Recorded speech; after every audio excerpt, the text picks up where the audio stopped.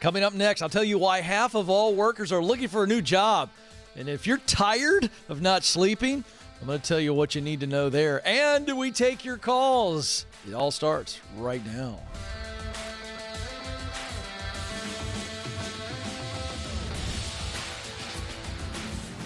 All right, here we go. I'm coming to you live from our Ramsey Solutions studios in Nashville, and you are joining a conversation about you. Specifically who you are, what you were created to do, where you want to do it, where you can do it, and then how you get there. So this is really a show for everyone. Unless you're in your dream job, then you get an excuse. You get a get out of school card. You get the old hall pass. But you're welcome to join us. But if you're not there, if you're not sure what you want to do with your life, if you're sure, pretty good idea, but you don't know how to get there.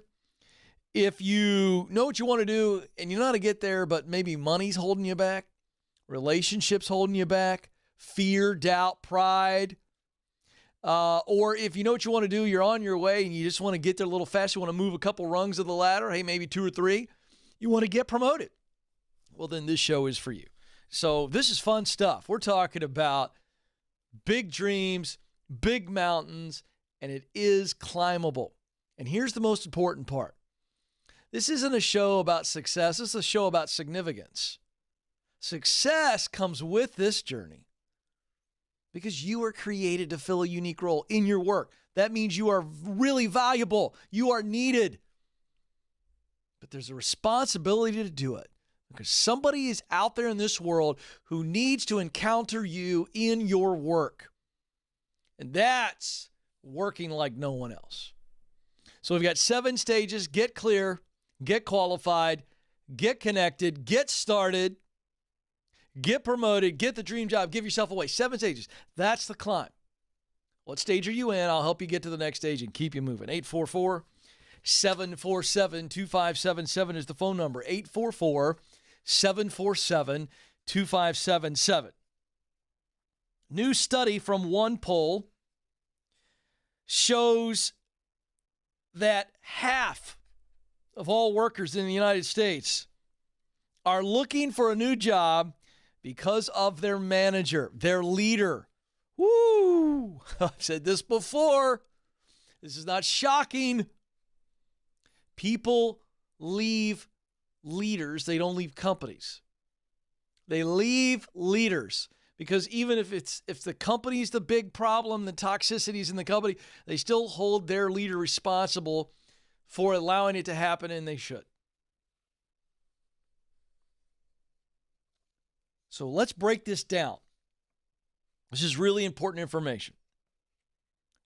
Feedback was listed as the number one thing that they wanted to see more of from their boss. 53% said, I want more feedback.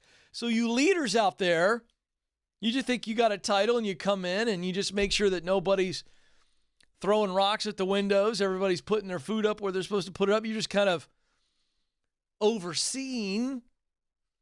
It's a big problem. Communication, feedback. Biggest issue that people want more from their leaders. Extra compensation was 48% and more honest communication, 48%. So if you look at feedback and more honest communication, that is a huge chunk of the survey. 65% of workers think they could do their job a lot more effectively if they just had a better leader. Duh. That's true. Let's keep going here. There's some more in here I want to get to. If I can get these pages apart here. Let's see if I can get to it here. This one key point here. Top qualities that they appreciate in a leader. Positive attitude, communication skills, and organization skills. Those are the top 3 factors. All right, so back to the big crux of this. What does this mean?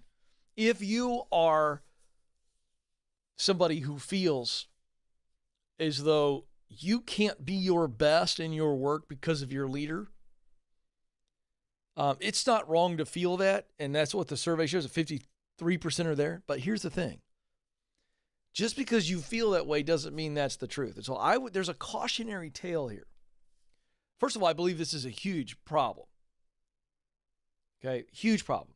The top 2 reasons why people aren't really engaged at work, which is what I'm about, I want you fully loving your work and the results of your work, and that way you're engaged. But the reason that people aren't engaged, top 2 reasons, number 1 is it's not in their sweet spot. They don't have any juice, as I like to say. They don't love the work, and the results of their work doesn't make their heart feel full. That's the number 1 reason. But the second reason is leadership. Whether it be several levels above them, which then trickles down, or their direct leader, otherwise known as the manager. That's the term people use most. And so the details bear this out. But here's my point. Be courageous enough to respectfully and humbly do some digging with your colleagues, not gossiping, some digging. Hey, do you see the leader this way? Do you experience this? And then once you get some verification on that, shut your mouth and don't trash the leader. Go to the leader and respectfully and humbly maybe bring it up if you feel like you can. Some leaders just don't have anybody who will shoot them straight. Give them a chance. Once you give them the chance to make it right, if they don't, then we know we did everything we can and it's time to move on. So, interesting stuff. More stuff coming out of that study I'm going to be sharing in the days ahead, because one of the things that I'm going to be more intentional to do on this show is not just answer your calls, but I want to help teach and help you see trends and see things that you can be asking about, looking for, to find out if it really is a good place. Because here's the reality. You go to a place with really great leadership and healthy leadership, but you're going to have a healthy culture. And if you're in a healthy culture, I can tell you right now, you're going to love being there, even if you're not in your sweet spot yet, but you're working towards that. So I want to give you the warning signs, things to look for, because it is easy to see if you know what you're looking for. So I'm going to be doing more and more of that this year, and then I'll continue to do that. 844-747-2577 coming up. We've got a couple of Momentum Monday updates from you, the people. Ask at kencoleman.com is the email address, or you can reach out to me on Instagram at Ken Coleman or here in the YouTube chat room. And so we got people watching. I'm just going to say hey right now to the folks in the chat room. And that's a fun way to engage. Anna says, hey, Ken, one day I will call you. God willing. I have to go to my toxic work, but I appreciate what you do and would love your help. Now, Anna, why in the world would you wait? I don't see any evidence in the chat room comment here as to why you would wait. One day I'll call you, she says. Anna, what are you waiting on? I mean, what's keeping you? It's a toll-free number. 844-747-2577. I think you need to call in sooner than later. How about that? A little positive encouragement there. Come on, Anna, give me a call. Shouldn't keep going into that toxic workplace. 844-747-2577 is the number. Let's go to Huntsville, Alabama, where we started off with Josh. Josh, you're on the Ken Coleman Show. Hey, Ken, thanks for taking my call. You bet. What's up, dude?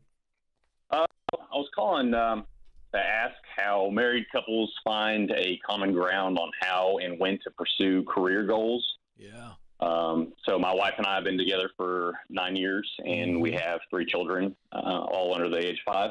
Oh, boy. I am in my dream career. I'm passionate about my work. I am rewarded with impacting others' lives and making a difference in the community. I love my company. I'm pleased with the leadership and culture. To make it even better, I'm paid competitively for my position, compared to some similar positions in the region. My wife is also happy with her career. She also is rewarded with making, positive impacts on people's lives, and her work-life balance is excellent. In fact, she works 4 days a week and can spend rewarding time with our children. So, and she makes a very nice salary as well. Wow. Are you sure you called the right show? Sounds like you're in really great shape. Well, we really are. We're very blessed. But a position recently opened up in my company's corporate headquarters that will allow me to advance and climb the ladder. Mm-hmm. And the issue is we would have to move clear across the country and my wife would have to find a new position, and she is afraid she would be forced to work more hours and in a more stressful environment. And she worries that she would lose time with our children, and she would have to, just work more. And but she thoroughly enjoys her position here. So I am a firm believer of happy wife, happy life. So my question to you is, do I shelve my development plan of climbing the corporate ladder for peace at home? How do married couples compromise these life choices? Well, the way you compromise on these things is you communicate. So I'm just going to give you the high-level answer. You guys have got to communicate, and I think you have. I'm not saying that because I don't think you have, but I think you have to keep communicating. And each time you communicate on this issue, I think you got to go deeper. Let's say you had that first conversation and you talked about just the sheer logistics, which is what you listed out. She's like, I like my work now. I don't know if I can find something on the other side of the country where I only work 4 days a week, and then that's going to affect the kids and me and my heart and all things. She's listing all the things out, and then you got to go deeper though. So the next conversation is, I understand that, and I only want to do what's right. I want to do what's right for all of us. So what would make those decisions easier? And you begin to just keep going deeper. Very respectful and very, very interested in her emotions. As a husband, as a dude, sometimes we guys, we're always trying to come up with the solution instead of listening and feeling what she's feeling, doing your best to go, okay, my wife she's for me. She wants me to win. But this particular issue, boy, it's causing her to be very fearful or very confused. Really get in tune with that instead of always just trying to come up with the pros and cons. I think that's the approach right now. So let me step back now and say that there's got to be the relational component first and foremost, and then the financial component. And it feels like the financial component is not as big of an issue as what I would call the relational component with the kids. And that she's got a really ideal scenario right now. So where I'm sitting looking at this is what needs to be true. And you ask her what needs to be true and let her just talk through it. Don't try to interrupt. Don't try to interject and here's some ideas. Just listen. Because I suspect that if you told her, hey, babe, we can get you a job doing the exact same thing and only working 4 days a week, I suspect it'd be close to a no-brainer. Is that true or false? True, yeah. Well, that's huge. What's the financial impact? What if she doesn't get a job making as much as she's making now? We would certainly have to put our baby steps on hold. So we just completed baby step 3. Good for you. So yeah, we're trying to save up for college for the kids and pay off our home right now. How much of a bump? How much of a bump are you going to get with this promotion? I haven't gotten an offer just yet. I'm in the final stages of interviewing. Okay, well that's part of it. So that's one thing. So once you get a financial offer, then we go, okay, and so just for round numbers, just to make the example easy, let's say you're getting a $30,000 to $50,000. Let's say you're getting $50,000 increase, okay? So if you get 50, then you go, okay, well, now that helps us tremendously. What does she make, by the way? She makes $95K a year. And what do you make? I make $75. Oh, 75. Oh, Mama's bringing home more bacon than you. All right. Yeah, yes, sir. Sugar Mama. Yeah. What do you think your bump might be? You have any kind of a guess? I'm thinking an additional $20K a year. All right, so that would get you to 95. And then what kind of work does she do? She's a pharmacist. Is it crazy abnormal that she works 4 days a week as a pharmacist? It is, yeah. Uh-huh. She's in a very private medical clinic rather than a kind of a box store pharmacy. So she's meeting with patients on a regular basis rather than filling prescriptions. Yeah. Well, here's the deal. I wish I could give you a straight answer, but I gave you as much as I can give you because this is a husband-wife conversation, and it's listening to all of her emotions first, then going deeper and deeper and asking her what would need to be true to make those emotions better. Right. And then once she shares that, which I don't think she's going to share anything that maybe she already shared. So if she shared everything at this point, then you start going, okay, we're gonna see if we can make that happen. And so before you accept, I'd start looking right now. I'd start having her look at what all the pharmacy opportunities are in that area. You know the area. I would also tell your current leaders, like, hey, I'm really interested in doing this. I'm going to need as much time as possible. This is if they offer as much time as possible to consider this, so that I can do some research in the area and see if we can get something in my, that really is a good fit for my wife. But this is tough because she loves being a pharmacist and the kids are little and she likes that rhythm. So, the only thing I'd look at is your increased income is also temporary. My guess is you'll be able to continue to grow financially. Is that right? That is correct. Yes, sir. Well, then you guys need to look at childcare and what you would do there, and if that make her feel better, than what you already do. But you guys just have to talk through the logistics of this, and I think you got to be okay saying you got to listen to her first, and you may have already done this. At which point you got to go, hey, here's my emotions. I just want you to know I really want to go for this, and here's where I think this helps us down the road.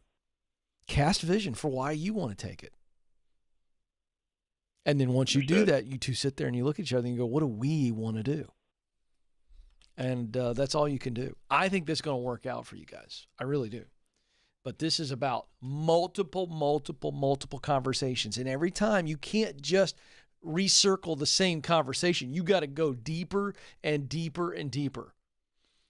And just allowing her to share her emotions, what would make those emotions differently, what facts need to be true, and see what you can do on those facts. See what she digs into. Say, hey, you know what?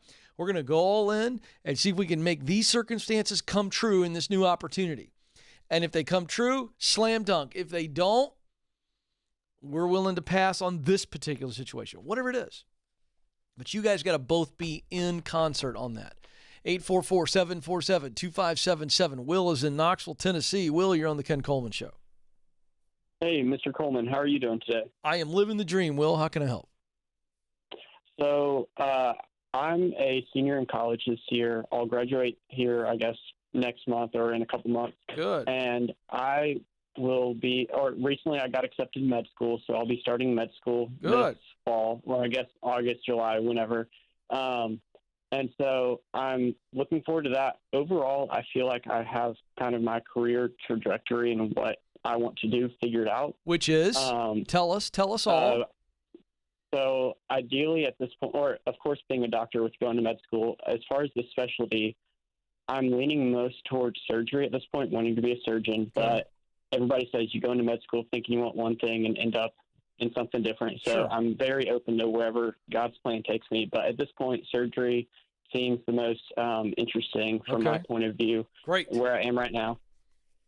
So I had only heard of you a couple months ago, but I've been listening to your show since about the proximity principle. But thankfully, before that, I'd already shadowed several doctors, including surgeons, and now I work at one of the local hospitals. And each day, I'm at work. I enjoy seeing the different things, seeing the different doctors doing their thing, and I just struggle with, I'm excited about that and want to do that, but I don't think that I'm smart enough or good enough to be in that role, or will have that responsibility here, in several years where I'm actually having to make those big decisions. I just don't think I'm smart enough. What evidence do you have that says you're not smart enough? No evidence. And so that's what some other people have said, or they'll just say, oh, you are, or that God wouldn't have opened up these doors for me if I wasn't ready and couldn't step into them. But it's just kind of, in the back of my mind, or I'll see some of my classmates who I see their accomplishments they've had so far, or all the stuff they know, and I just feel like I don't know all that stuff, or I'm not ready. Have you always been a good student? Yes, sir. So high school, or up till college, I'd never gotten anything other than an A. College, I've had grades kind of all over the board because I'm majoring in biomedical engineering. So I took some harsh grades in some classes, but overall, a decent student, I guess. No, whatever. You're a great student. You're a very smart guy. If I interviewed everybody that knows you, they'd say that Will is a super, super smart guy. True or false? I I guess more people would probably say that than not, but so what? are, all the other people going to med school. Wait a second. Wait. I'm not talking about all the other people. That's your problem, Will. You know what your problem is? You're too busy comparing yourself to everybody else. Okay, so how should I resolve that? Stop comparing yourself to everybody else. That literally means stop looking at everybody else. Stop paying attention to everybody else. If I was paying attention to every other radio talk show host ratings and how many stations they were on and how much money they made, or every other author out there and how many books they sold, my mind would be a mess. Let me ask you this, Will. Am I supposed to be focusing on other YouTube hosts or SiriusXM hosts or radio syndicated hosts or other best-selling authors? Or am I supposed to be focused on competing against those people? Or should I be focused on helping the Wills of the world? You tell me. I don't think you should compare to others because you seem like you found your role in helping people. Well, thank you very much, Will. You're right. Yes, sir. So stop looking at everybody else. Then? Compare yourself to the you. Hold on, I'm not done preaching, Will. Okay. You already told me what's going on. I'm telling you what you need to do. Now listen, the only person that you compare yourself to is the you of yesterday. So tomorrow, when you get up, you can compare your day and your performance to the day before. Yes, sir. That's it. Okay. Did you do your best in med school? Well, this is an internal conversation. You can talk to yourself in the car. I don't care. Will, okay. Did I do better today than I did yesterday? Now, that question, I'm fine with that. But that's all you compare yourself to. Did you study as hard? Were you as open-minded and inquisitive on your rounds in med school today as you could have been? And if the answer is no, then tomorrow I'm going to be better at paying attention in class. I'm going to be better in the lab. I'm going to be better on the rounds. I'm going to ask more questions of that doctor who's instructing. That is how you compare yourself. You compare yourself to the you of yesterday. That's it. Comparison is a cancer, Will, but I'm not getting on you. I'm just getting in your face so that you realize that this is the type of thing that if you don't get control of, your mind will take over control of you. It'll turn into anxiety and insecurity, and it already kind of has, but it'll overtake you, and you will end up flaming out and not being the doctor. That. Yeah, listen, Will, you're a smart guy. You know you are. So you can get through medical school, and you could be a good doctor. Yes or no? I do believe it. All right. Good. So stop trying to be better than the other students in your class. Stop trying to compare yourself to anybody else and be the doctor that you were put on this planet to be. Period. End of statement. And whenever you start to feel yourself comparing yourself, just go, nope, that's not what I am. I'm Will. I'm not that person. I got to be me. I got to be the best version of me. And then I just let go of the rest of that garbage. 844-747-2577. Quick break. When we come back, we got some Momentum Monday updates. I got some new data on sleep and how important it is and how we're screwing it up and how it affects us. All of that coming right up. This is the Ken Coleman Show.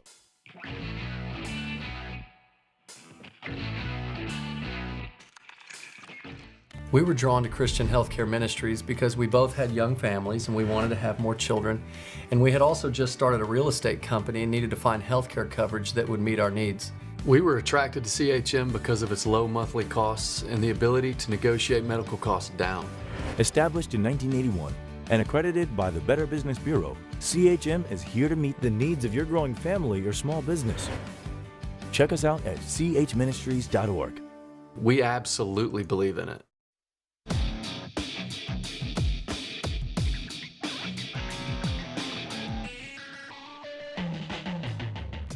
Nice bump there, Joe. That gives me a little bit of juice. You know what I mean? I almost started moving the shoulders but I thought, well, this is on camera.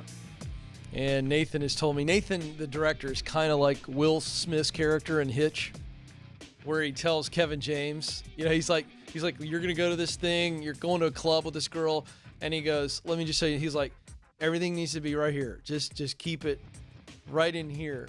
And see, even that right there, as I see it, I go, that's too much. It's too much. I can just see all three of my kids, Madison agrees. So, but I like the bump nonetheless, Joe. Welcome back to the Ken Coleman Show. We're having way too much fun. 844-747-2577 is the phone number. Good to see everybody watching here on YouTube. If you watch us live every day at 12 Eastern Time, you can engage in the chat room and see what's going on in here. Anything here? Let's see. Imposter. Jonathan says, imposter syndrome is so real, especially with so many successful people out there on social media. It can be hard to keep your world small to yourself. Oh, Jonathan. All right. Yeah. Imposter syndrome is just this new thing that they're calling doubt and insecurity. It's not a syndrome. It's just good old fashioned doubt. But Jonathan, let me encourage you here in the chat room, stop looking at social media. If you're too busy looking at everybody else and their milestones and just looking at their successes that makes you feel like you're not doing enough, I got news for you. Turn it off. Stop looking at it. It's just not good. 844-747-2577. All right, we do this thing on Mondays where I like to read updates from you, the people. These are emails you can send to ask@kencoleman.com, or you can comment on my Instagram post. You can DM me at Ken Coleman. And you can put it in the chat room here on our YouTube channel. So let's do a little Momentum Monday. All right, Lindsay Lynn's 7, also a fantastic username, I might add, says, hey, Ken, I just landed a new job that's going to take my career to the next level. I start next week. Woohoo! Way to go, Lindsay. Let's get a little applause, Joe. Can we clap for her? Fantastic. Everybody's cheering for you, Lindsay. Oh, boy. How about this? Boyd says, hey, Ken, I'm 15, and I just got into HVAC school. What? I love that. I'd love to talk to Boyd's parents. I'd love to hear that story. I'd love to talk to Boyd. Where did this come from? Do we know? Madison, the producer? YouTube. All right. Boyd, if you're watching today's show, he's probably in school. But I love that. Maybe he's not in school. Come on, Boyd. Boy, I've about freaked some parents out right now, but I'm going to go ahead and do it. Okay? Because this is my kind of controversy. You're going to be controversial. This is how I want to be controversial.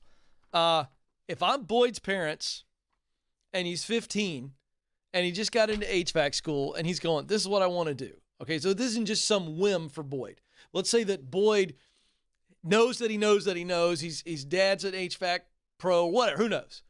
But Boyd knows he wants to do that. I'm going, all right, Boyd, you're done with regular school.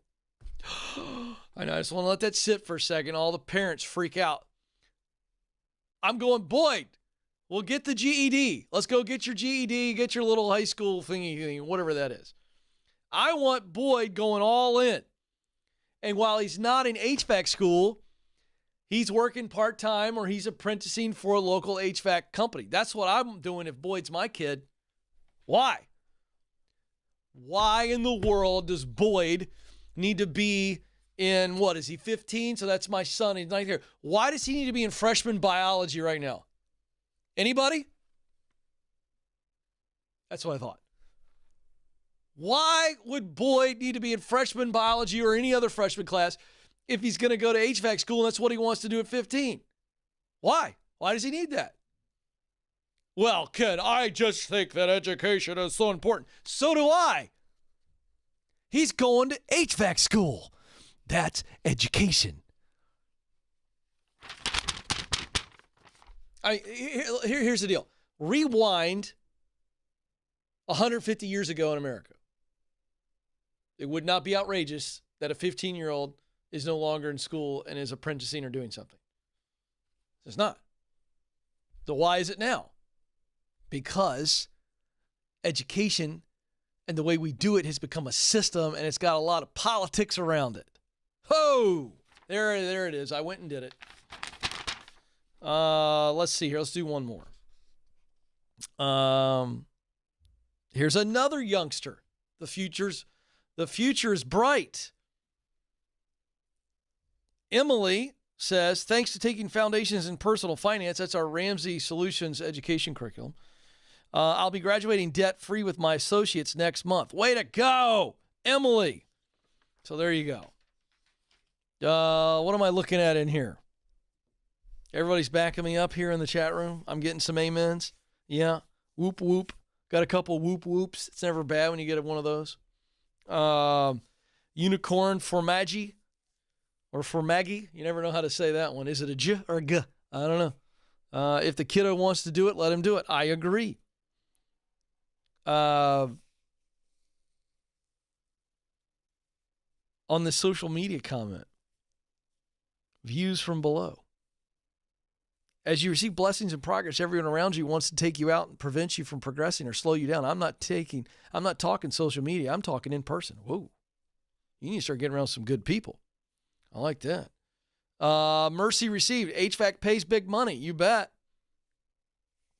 And here's the thing about a 15-year-old getting in that early. There's a good chance that 15-year-old is going to eventually be a business owner, maybe in their early to mid-20s, and that's creating jobs.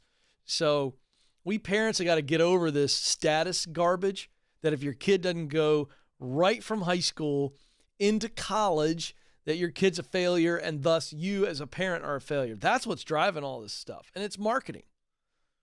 I got news for you. If you're new to this program, college and higher ed is not the only way to success. In some fields it is, but I digress.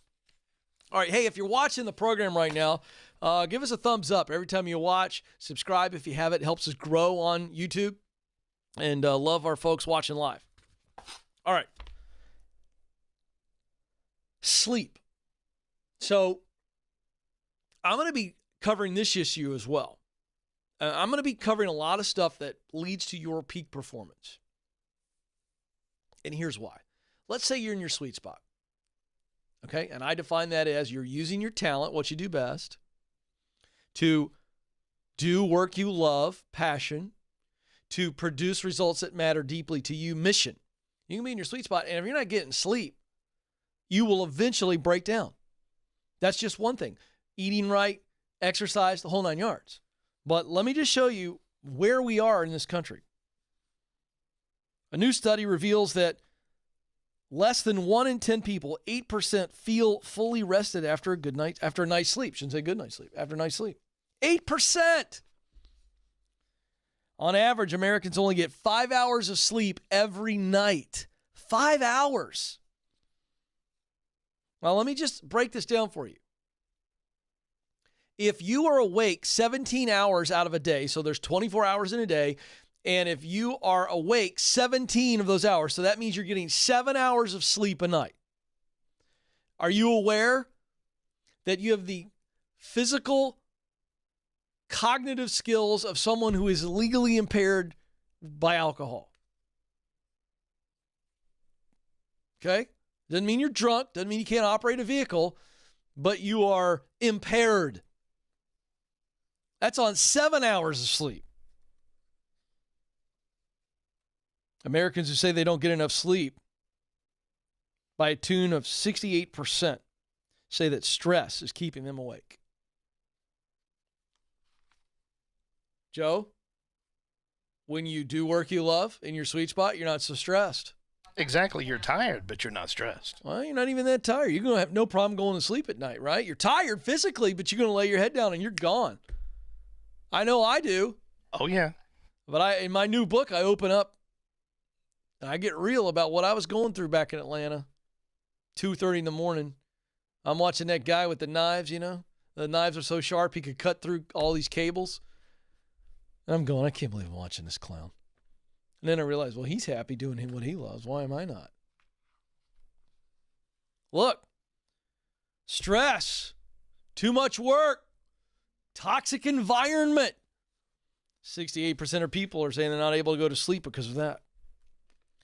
61% have no problem agreeing that political and pandemic news, in other words, negative news, is causing them to lose sleep. Well, of course it is. If you watch for a couple hours a night and you feel like the sky's falling, yeah, I'd have a hard time going to sleep too. But can I tell you, I had no problem sleeping during the pandemic. Why? I'm just not worried. I'm just not. And I got to tell you something. Most of you people don't realize that these news producers, these anchors, these reporters, they put a little extra drama on these reports because they know if it's really negative and scary, you won't move your eyes from the screen. You know? They just do. It's crazy. Even the weather channels turn into this, right? Storm system out in the Atlantic. Everyone evacuate! Why? There's a huge storm out there. Okay. Do we know where it's going to hit? No, but it's going to be scary. Listen, I don't ever have the news on in my house because I've got a preteen and 2 teens. I got enough going on. But if you just let a kid walk through the living room with the news on, no wonder kids have anxiety. They're 1 second from death and doom every time the news is on. You know I'm right, folks. And yet you get sucked in by it. What's next? I got to wear Darth Vader helmet every time it's flu season? It's coming. Everybody's scared. When I was a kid, I'm looking out here in the lobby. I see a couple young guys out here. Let me tell you something. When I was a kid, we didn't even wear bike helmets. I can hear some of you Xers and Zs going, yeah, it's because you all were a bunch of idiots. No. We didn't have any more head injuries than you do. And you know what? When I fell off my bike and skinned my knee, I wasn't laid up for a day. My dad got some Bactine and sprayed it on there. It was like liquid fire going into my leg. And he was like, get back up on the bike. Everybody's scared. No wonder we can't sleep. Stop watching the news. Certainly before bed. Yikes. Here's one other item. This is really important. I just went off on a little rant. Stay focused here. 49% of people believe their emotional health would improve if they got better quality sleep. Well, of course. One of the things I say to my kids, even the teenage boys, they hate this. I've never stopped saying it, and they're grumpy. They come downstairs in the morning. What's going on, Mr. Cranky Pants? Well, here's the deal. We're all cranky when we're tired. Americans believe by a tune of 44% that their mental health would get better with more sleep, concentration, 43%, and even their appetite would improve. Well, of course it would. If you're getting a good night's sleep, you can have a little celery and hummus as opposed to the Snickers bar. I'm not hating on Snickers, by the way. Turns out it actually does satisfy. But I don't need all the sugar. So, why do I share that? Because I think a lot of men and women who are on the journey to purpose, what we talk about here on this show, and you're getting after it. You're trying to launch that side hustle. You're trying to run that small business. You're trying to do some training on the side while you're working in the day job, and you're exhausted physically, mentally, and emotionally. And I'm saying that a huge part of your ability to perform at a peak level, to get where you want to go, has to do with your sleep. And I would start taking your sleep very seriously. More on that in the days ahead. So I hope you start to take your sleep seriously. You can't keep doing it. You just can't. Some of you are in a leadership position and you're getting some reviews where you're biting people's head off. I wonder how good a sleep you're getting. Some of you are going, Ken, I don't think I can take those extra night classes to get where I want to go because I'm so tired, because you're not getting the sleep that you need. Here's the great news about Netflix and Amazon Prime. All those shows are still there. Less TV, less negative news, less sugar, more exercise, going to bed earlier. We've got to start taking our sleep very, very seriously. All right, enough for that lesson, Joe. Time is almost up. But before I let you go, I want you to remember that you matter and you do have what it takes. Thank you for joining us. Until next time, this is the Ken Coleman Show. Press on.